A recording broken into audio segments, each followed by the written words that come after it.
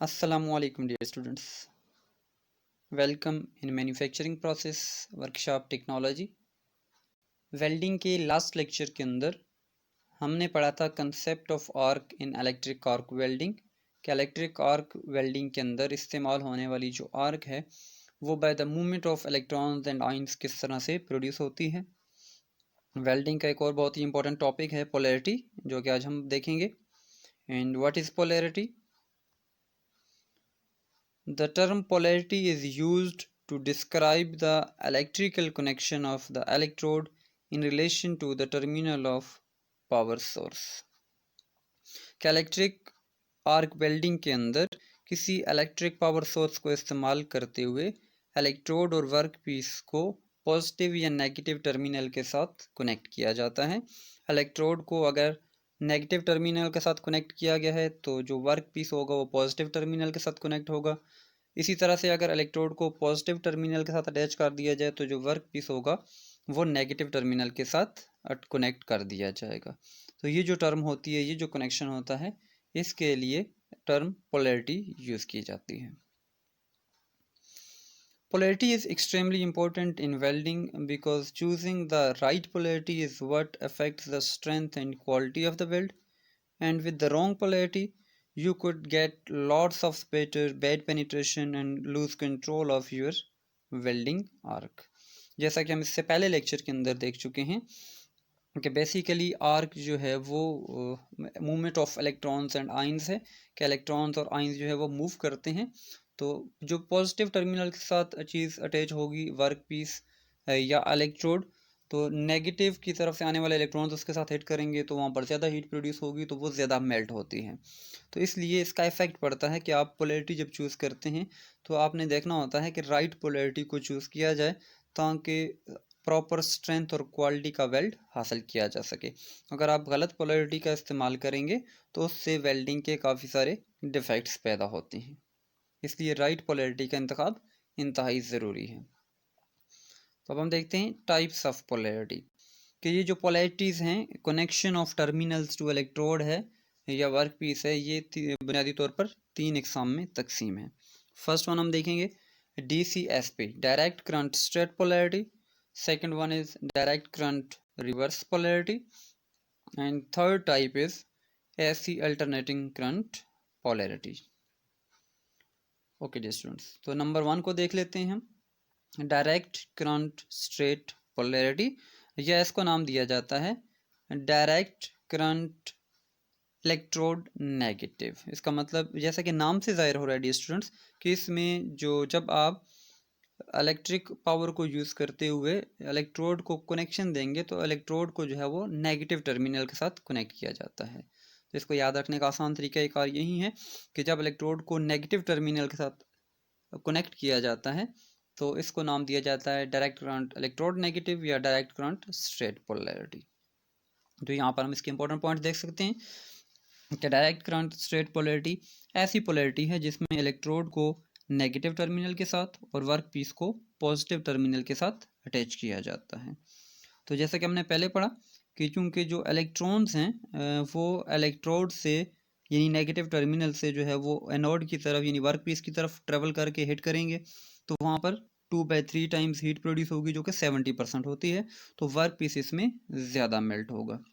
Similarly जो ions हैं वो पॉजिटिव टू नेगेटिव ट्रेवल करते हैं तो वो वर्क पीस से इलेक्ट्रोड की तरफ जाके हिट करेंगे और इलेक्ट्रोड के ऊपर जो हीट होगी वो 1/3 होगी, यानी कि 30% हीट अप्रोक्सीमेटली वहाँ पे जो है वो प्रोड्यूस होगी। इसलिए इलेक्ट्रोड के ऊपर जो हीट है वो वर्क पीस के निस्बतन कम होगी। And this polarity is used for more penetration and used for welding thick plates। कि डायरेक्ट करंट स्ट्रेट पोलैरिटी को ऐसी जगहों पर वेल्ड करने के लिए इस्तेमाल किया जाता है जहाँ पर ज़्यादा पेनिट्रेशन चाहिए हो, जहाँ पर थिक प्लेट्स को वेल्ड करना मकसूद होता है। डायरेक्ट करंट रिवर्स पोलैरिटी, यह इसका दूसरा नाम है डायरेक्ट करंट इलेक्ट्रोड पॉजिटिव। जैसे कि लास्ट में हमने पढ़ा था डायरेक्ट करंट इलेक्ट्रोड नेगेटिव, यानी इलेक्ट्रोड को नेगेटिव के साथ कनेक्ट किया जाता था। तो अब डायरेक्ट करंट रिवर्स पोलैरिटी क्या होगी? ये ऐसी पोलैरिटी होगी जिसमें जैसे कि आप डायग्राम में भी देख सकते हैं कि इलेक्ट्रोड को पॉजिटिव टर्मिनल के साथ कनेक्ट किया जाता है, जबकि जो वर्क पीस होता है वो नेगेटिव टर्मिनल के साथ कनेक्ट होगा। तो इसकी भी हम डिफिनेशन और पॉइंट्स देख सकते हैं कि डायरेक्ट करंट रिवर्स पोलैरिटी ऐसी पोलैरिटी है जिसमें इलेक्ट्रोड को पॉजिटिव टर्मिनल के साथ जबकि वर्क पीस को नेगेटिव टर्मिनल के साथ कनेक्ट किया जाता है। तो अब चूंकि कनेक्शन जो है वो रिवर्स पोजीशन में है, तो जो इलेक्ट्रोड्स होंगे वो नेगेटिव टू पॉजिटिव, यानी कि वर्क पीस से इलेक्ट्रॉन्स ट्रेवल करके इलेक्ट्रोड की तरफ जाएंगे, तो इलेक्ट्रोड के ऊपर ज़्यादा हीट प्रोड्यूस होगी 2/3%, तो इलेक्ट्रोड जो है वो ज़्यादा पिघलेगा, जबकि जो आयंस हैं वो ट्रेवल करेंगे डायरेक्शन में, तो इलेक्ट्रोड से वर्क पीस की तरफ, तो वर्क पीस के ऊपर जो है वो हीट कम प्रोड्यूस होगी, तो वो कम जो है वो मेल्ट होगा। तो इस फ़र्क को आपने याद रखना है डियर स्टूडेंट्स कि आपके जो आयंस हैं और इलेक्ट्रॉन्स हैं वो किस तरह से मूव करते हैं। ये अगर आप कनेक्शन के लिहाज से करेंगे तो इलेक्ट्रोड और वर्क पीस में से जो पार्ट जो है वो पॉजिटिव टर्मिनल के साथ कनेक्ट होता है वहाँ पर जो है वो ज़्यादा हीट प्रोड्यूस होती है, और जो नेगेटिव के साथ अटैच होता है वहाँ पर कम हीट प्रोड्यूस होती है। और ये जो पोलैरिटी है इसको यूज़ करते हैं लेस पेनिट्रेशन के लिए और थिन प्लेट्स के लिए, कि जहाँ पर जो है वो कम पेनिट्रेशन चाहिए होगी, जहाँ पे कम मोटाई की प्लेट्स होंगी और उनको वेल्डिंग करना हो, तो उसके लिए डायरेक्ट करंट रिवर्स पोलैरिटी का इंतखाब किया जाता है। Okay dear students, and the third one is alternating current polarity, कि जब आप अल्टरनेटिंग करंट को यूज़ करते हुए पोलैरिटी करते हैं, तो अल्टरनेटिंग करंट क्या है कि alternating current fluctuating the positive and negative both. So in case of ऐसी जो है वो क्या होगा कि चूंकि आपका जो अल्टरनेटिंग करंट है उसमें जो है वो पॉजिटिव और नेगेटिव जो है वो यूनिट टाइम में, यूनिट साइकिल में जो है वो चेंज हो रहे होते हैं रिपीटेडली, तो आपके पास जो है वो वर्क पीस और इलेक्ट्रोड के ऊपर 50% जो है वो हीट प्रोड्यूस होती है। तो इसका मतलब ये है कि मेल्टिंग भी 50% होगी, कि आपके पास एक जैसी हीट इलेक्ट्रोड और वर्क पीस के ऊपर जो है वो प्रोड्यूस हो रही है, तो उन पे ऊपर मेल्टिंग जो है वो भी एक जैसी होगी। ओके डियर स्टूडेंट्स, तो ये तीन बुनियादी इकसाम थी पोलैरिटी की जिनका इंतखाब किया जाता है ज़रूरत के लिहाज से। यहाँ पे कुछ हम पॉइंट्स देख लेते हैं कि जैसा कि यहाँ पे डायग्राम में आपको दिखाया गया है कि direct current straight polarity, direct current reverse polarity and alternating current से अगर वेल्ड किया जाए तो वेल्ड मेटल की शेप कुछ इस तरह से बनेगी। यहाँ पे कंपैरिजन किया गया है पेनिट्रेशन के साथ। तो डी स्टूडेंट्स यहाँ पे देख सकते हैं आप कि जो पेनिट्रेशन है यानी कि वेल्ड मेटल जो है वो कितना पेनिट्रेट करता है, कितना जो वेल्ड मेटल है वो गहराई में डेप्थ में जाता है, इसको पेनिट्रेशन कहा गया है।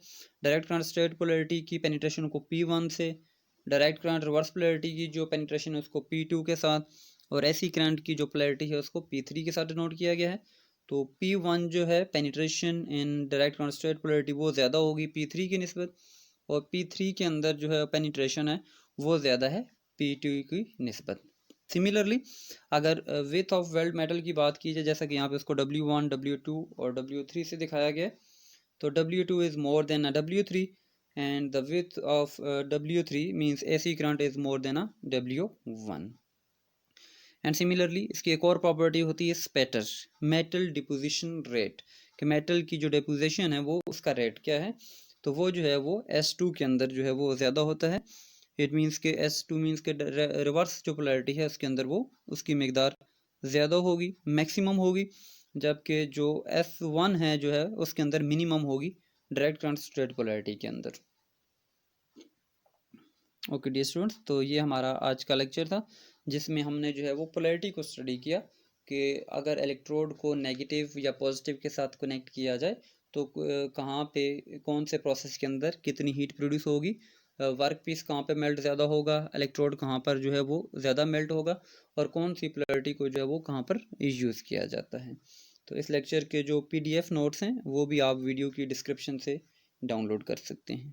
Okay dear students, thank you, अल्लाह हाफिज़।